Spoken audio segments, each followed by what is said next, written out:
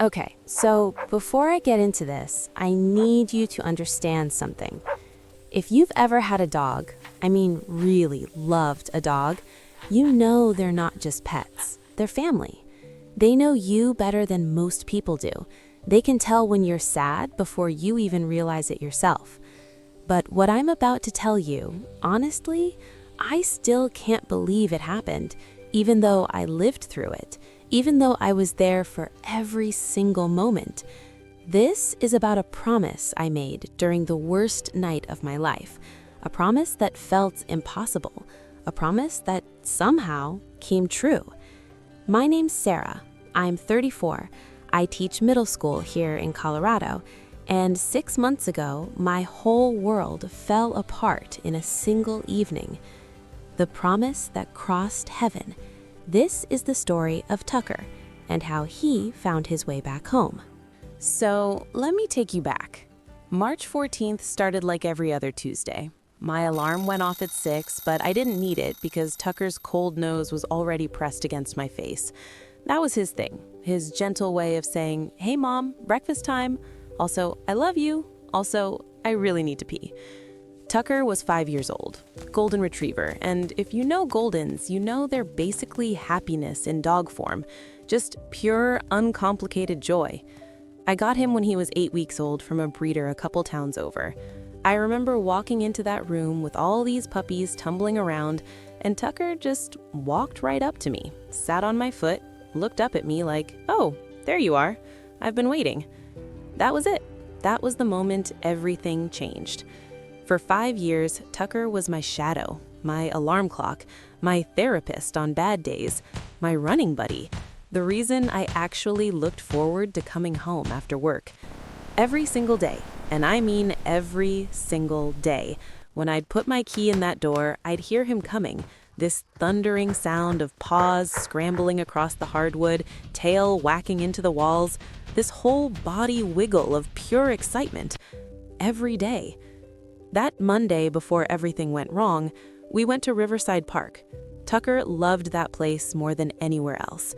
There's this big open field where dogs can run off leash, and man, he lived for it.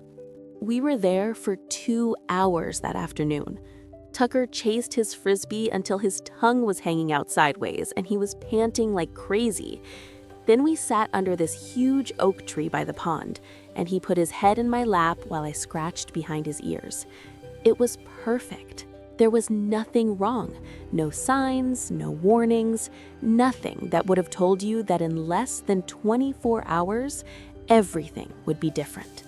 That night, Tucker ate his whole dinner. We played tug of war with his rope toy like we did every night.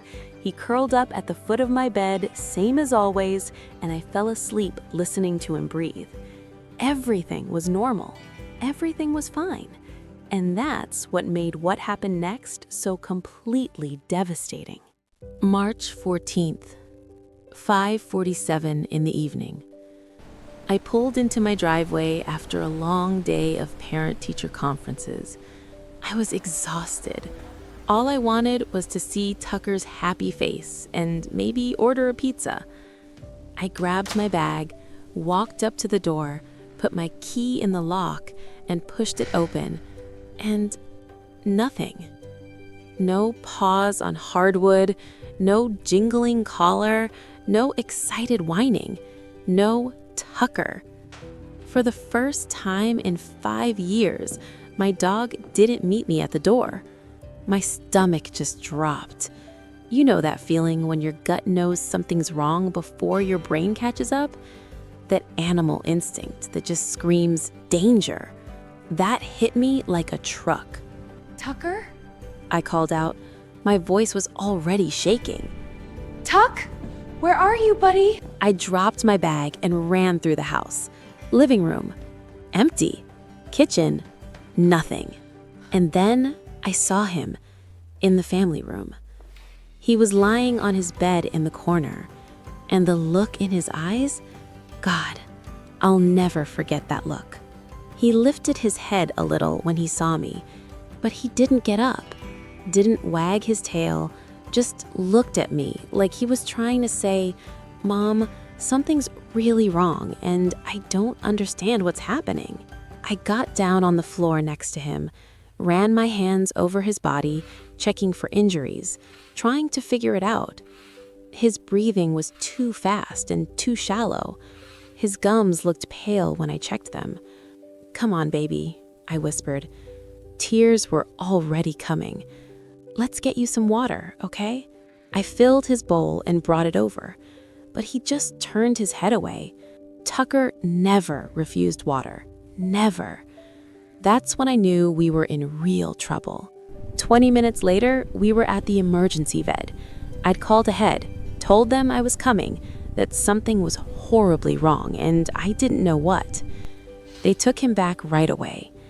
And then I sat in that waiting room, staring at the clock, my leg bouncing uncontrollably. Every second felt like an hour.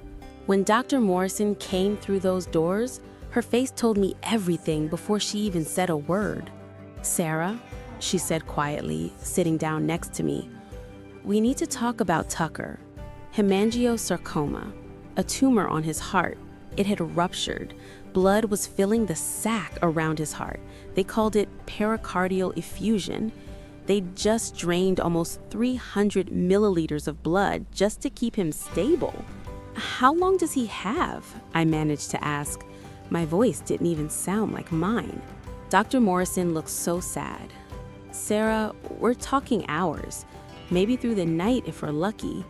Even with surgery, which is extremely risky, most dogs don't make it. I'm so sorry." "Hours? We were throwing frisbees yesterday morning, and now I had hours? Can I see him?" I whispered. "Of course. Come with me." They had him in a quiet room in the back. When I walked in, Tucker was lying on a blanket with an IV in his leg, and despite everything, despite the tubes and the monitors and the fact that he was dying, when he saw me, his tail thumped weakly against the floor. Just once, but it was there. I dropped down next to him and just lost it, buried my face in his fur and sobbed. "I'm so sorry, baby. I'm so sorry. I didn't know this was happening." Dr. Morrison gave me a few minutes, then came back and explained my options. We could try surgery. Risky, expensive, might buy us a few weeks, maybe a couple months if we got really lucky. Or we could let him go peacefully now before the pain got worse. "If he were yours," I asked her, barely able to get the words out, "what would you do?" She looked at Tucker for a long moment, then back at me. "I'd say goodbye. I'd make him comfortable and let him go surrounded by love. That's the last gift we can give them." But when I looked at Tucker, really looked at him, he was looking back at me with so much love, so much trust. His eyes were still bright, still alert. He wasn't ready, and I couldn't do it.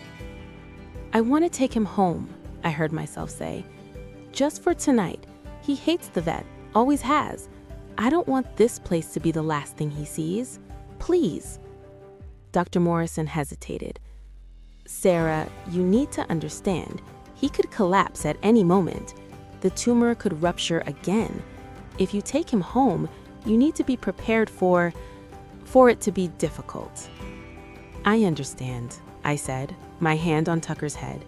"But he should be home. Just one more time." She nodded slowly. "Okay, let me give you some medications to keep him comfortable. And Sarah, call us anytime, day or night. When you're ready, or if anything changes, you call." The drive home was quiet, except for Tucker's breathing in the back seat. I kept reaching back to touch him, to make sure he was still with me. "One more car ride, buddy," I whispered. "Just one more." I had no idea what was about to happen, no idea that the promise I was about to make would change everything. When we got home that night, I made Tucker the most comfortable bed I could, with every blanket and pillow in the house. I set it up right next to the couch because I wasn't leaving his side. Not for a second. My fiancé David rushed over as soon as I called him. My parents came too. Everyone wanted to say goodbye to Tucker. But Tucker had different plans. That first night, I lay on the floor next to him with my hand on his chest so I could feel him breathing. Every breath felt like a gift. I talked to him for hours, told him stories about all our adventures. The time he stole an entire rotisserie chicken off the counter and looked so proud of himself. The time he jumped in the pond to rescue me when I was just swimming and he thought I was drowning. His terrible off-key howling when we sang Happy Birthday at my 30th birthday party. I thanked him for every morning wake-up call, every walk, every moment of unconditional love. And then I told him something I'd never said out loud before. "Tucker," I whispered, getting close to his face so he could hear me clearly. "I need you to really listen to me, okay? Really hear what I'm saying." His amber eyes focused on mine. I swear to God, he understood every word. "You're going to heaven, buddy, and I don't want you to be scared. My grandma's there. You remember Grandma Rose? She loved you so much. She'll be waiting. And my Uncle Jim, he'll throw the ball with you for hours. You're going to be safe and loved, and you won't hurt anymore. And you didn't do anything wrong. You hear me? You did nothing wrong. You were the best boy, the very best boy." Tucker licked my hand, and I completely fell apart all over again. But then I said something else, something that felt insane, even as the words were coming out of my mouth. "But Tuck, I need you to promise me something. Find your way back to me. I don't know if it's possible. I don't even know if that's how it works. But if there's any way, please come back. I'll be watching for you. I'll be waiting."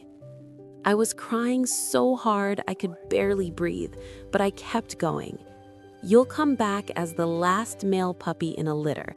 That's how I'll know it's really you. And you'll send me a sign, a big red heart. When I see a big red heart, I'll know you're coming back.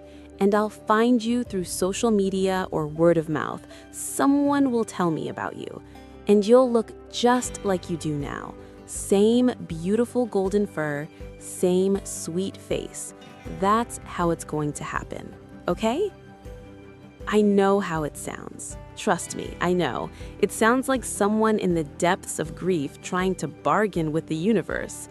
But looking into Tucker's eyes in that moment, I believed it. I had to believe it. And then something happened that the vet said was impossible. Tucker didn't die that night. He didn't die the next day either, or the day after that. Against every single medical prediction, Tucker gave me 7 more days.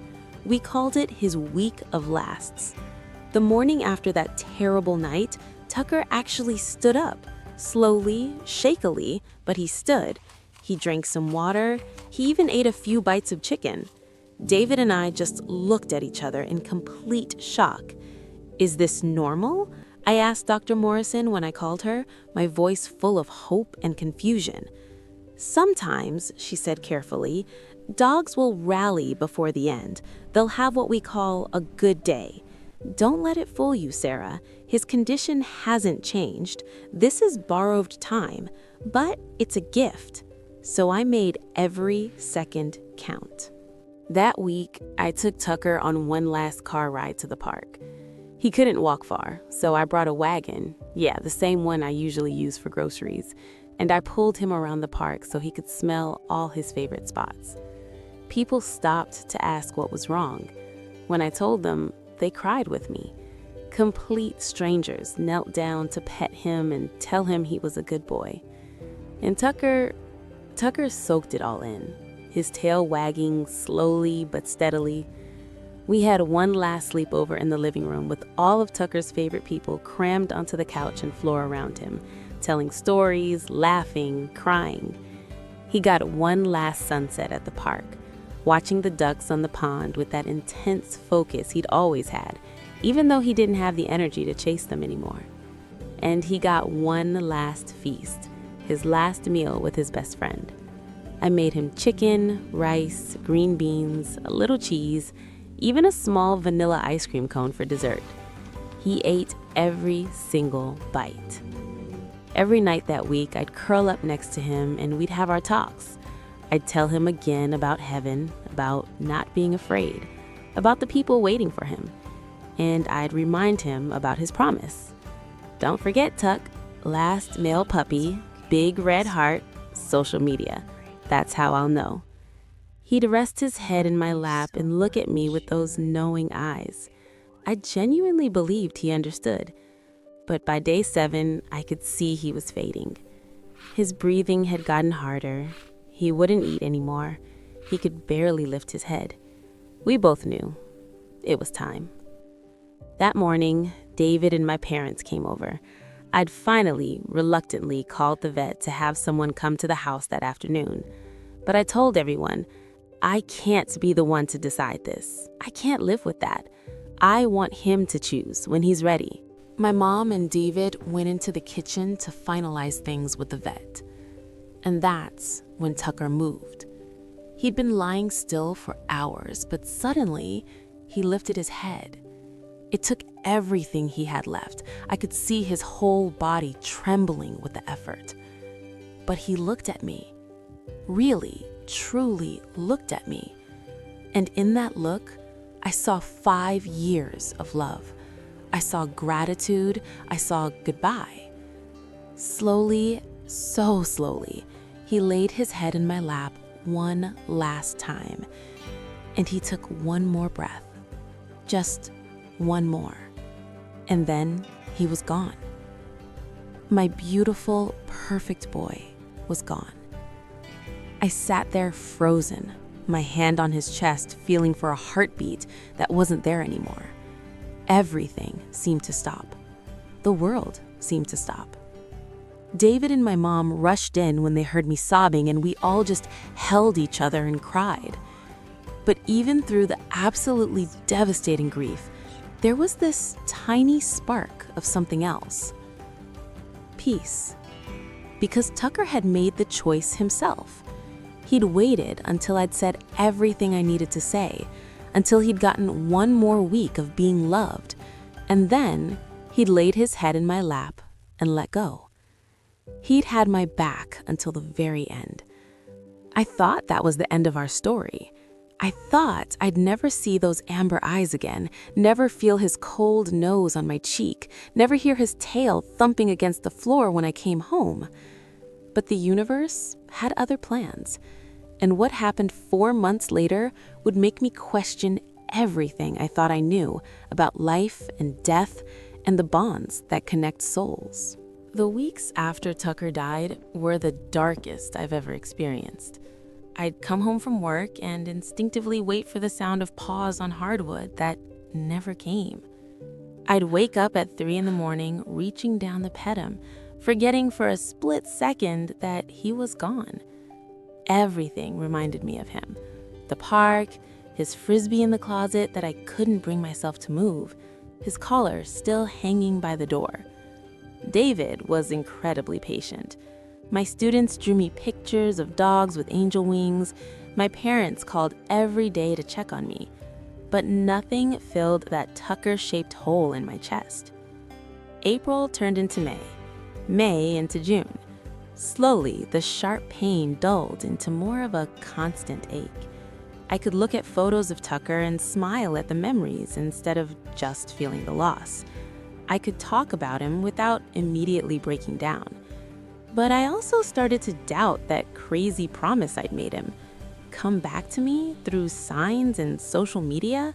What had I been thinking? That was just grief talking, desperation. That's not how the real world works. And then, early July, something weird happened. I was sitting on my front porch one morning drinking coffee before work, and I noticed something by the door. A bird's nest.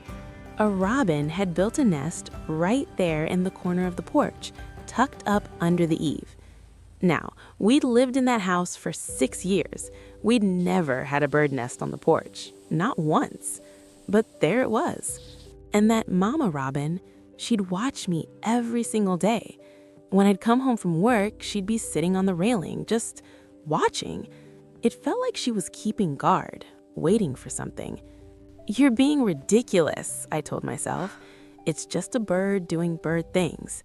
But I couldn't shake the feeling that it meant something. Then one evening in late September, exactly 6 months after Tucker died, I was scrolling through Facebook, not looking for anything particular, just scrolling.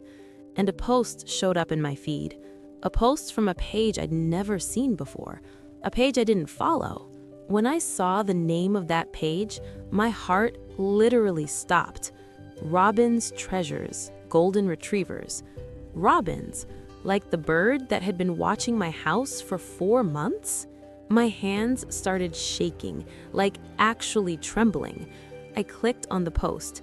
It was a photo of golden retriever puppies, all fluffy and adorable, tumbling over each other in a play yard. The caption said most of the litter had been reserved, but there was one male puppy still available.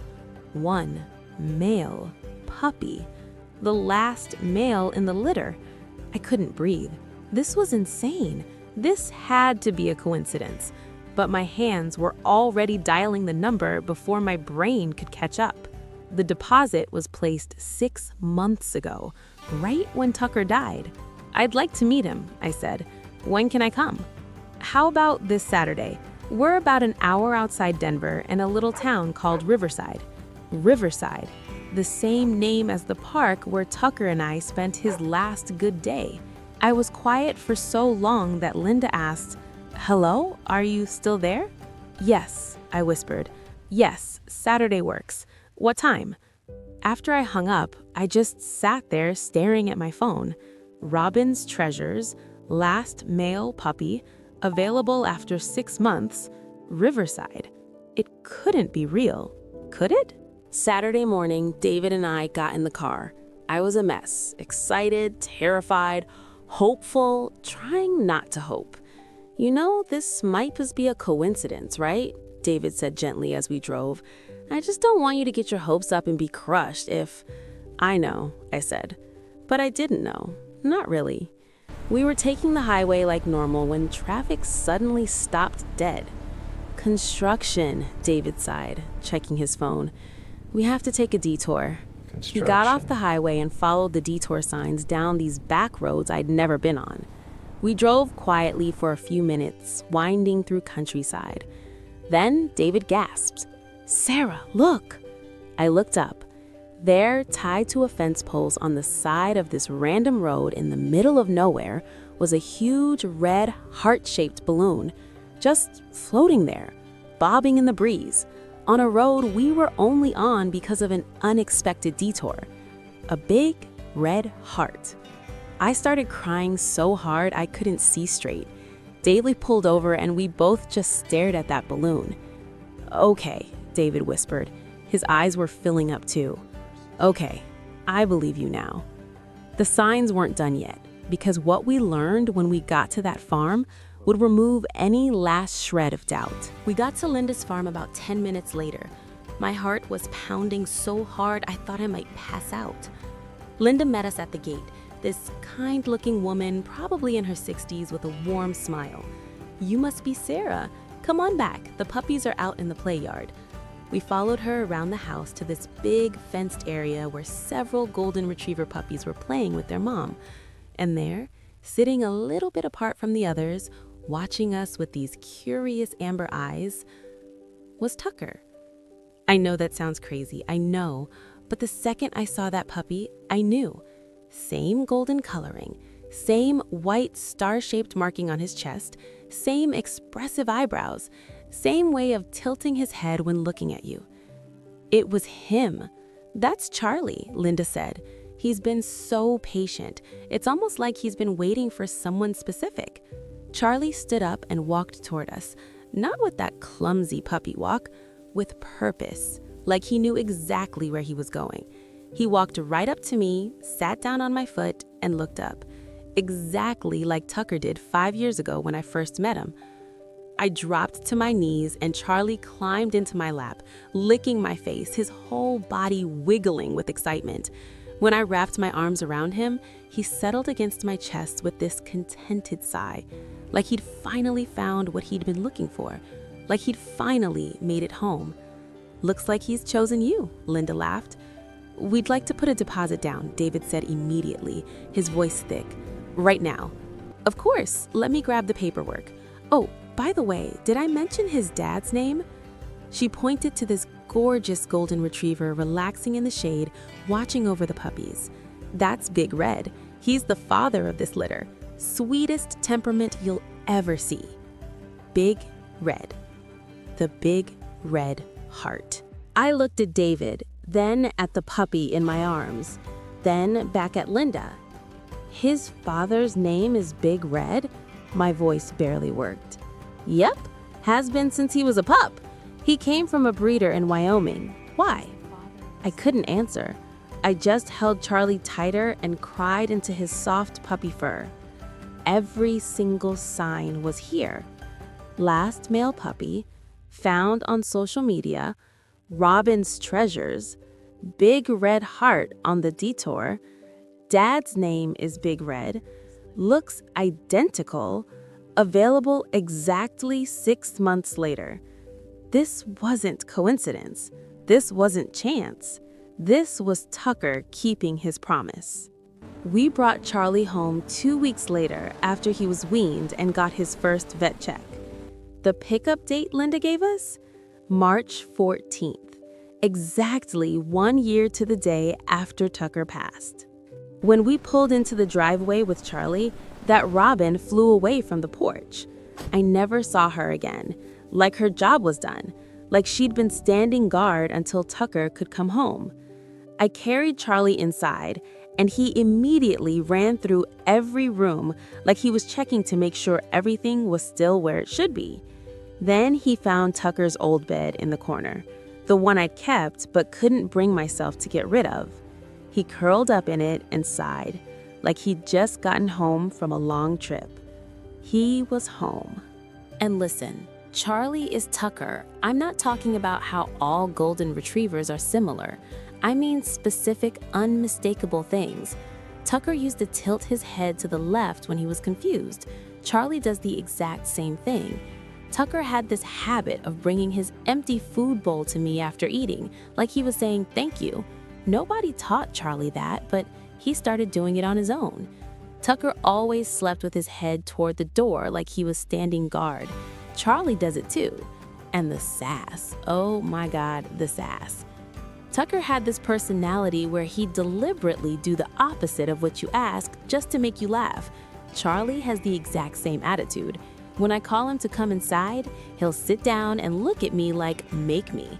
At bedtime, he brings me toys, one by one, trying to negotiate 5 more minutes of play. He brought the sass back with him. Welcome back, buddy. Now listen, I know some of you are skeptical, and that's okay. I was skeptical too. I'm a teacher. I'm a logical person. I believe in science and facts and things you can prove. But I also believe in this. I believe the bonds we form with the beings we love, whether they walk on 2 legs or 4, are stronger than we can possibly understand. I believe that when you love someone that deeply, that purely, that connection doesn't just evaporate when their heart stops beating. And I believe that sometimes, if we're paying attention, if we keep our hearts open, the universe shows us that death isn't an ending, it's just a transformation. Could all this have been coincidence? Technically, sure, but think about the odds. A page called Robin's Treasures popping up in my feed randomly after a robin literally nested at my door for months? The last male puppy being available exactly when Tucker died after someone backed out after 6 months? Being detoured to a road with a big red heart balloon? The father's name being Big Red? Pickup date being exactly 1 year later? The puppy having Tucker's exact appearance and personality quirks? The odds of all of that happening by random chance? Basically impossible. unless it wasn't chance at all, unless it was exactly what it looked like, a promise kept, a soul returning, a love that refused to be broken by something as small as death. I know Tucker came back to me. I know it the same way I know my own name. I know it in my bones, in my heart, in every cell. And here's what I want you to take from this story. If you've lost a pet or a person or anyone you loved deeply, talk to them. Say what you need to say. Make your peace. And then watch for the signs.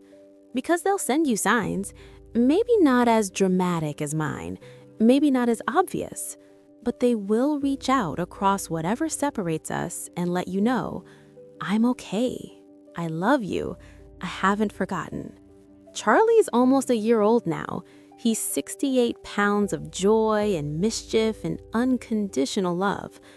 Every morning he wakes me up with his cold nose on my cheek. Every evening he greets me at the door like I've been gone for years. Every night he curls up at the foot of my bed and I fall asleep listening to him breathe. And I am so grateful. Grateful for the 5 years I had with Tucker. Grateful for those 7 bonus days he fought to give me. Grateful for his promise and his determination to keep it. Grateful I get to love him all over again. Because that's the thing about real love. It doesn't end. It transforms. It evolves. It finds a way back. And if you're lucky, incredibly, impossibly lucky like I was, it comes home. I'm the luckiest person in the world to share this much love with you all over again, Tucker. Welcome home, buddy. Welcome home. I'm the luckiest person in the world to share this much love with you all over again, Tucker. Welcome home. In memory of all the pets who've crossed the Rainbow Bridge and in celebration of the bonds that bring them back. This is a true story. If you've experienced something similar, you're not alone. You're not crazy. Love is real, and love never dies. If this story meant something to you, share it with someone who needs to hear it. If you've lost a pet, I want you to know they're still with you. Watch for their signs. Hit subscribe for more true stories about the incredible bonds between humans and animals. And drop a comment. Have you ever experienced something you couldn't explain? A sign from someone you lost? I read every comment, and I'd love to hear your stories. Until next time, hug your dogs a little tighter. They're only here for a little while. But the love lasts forever.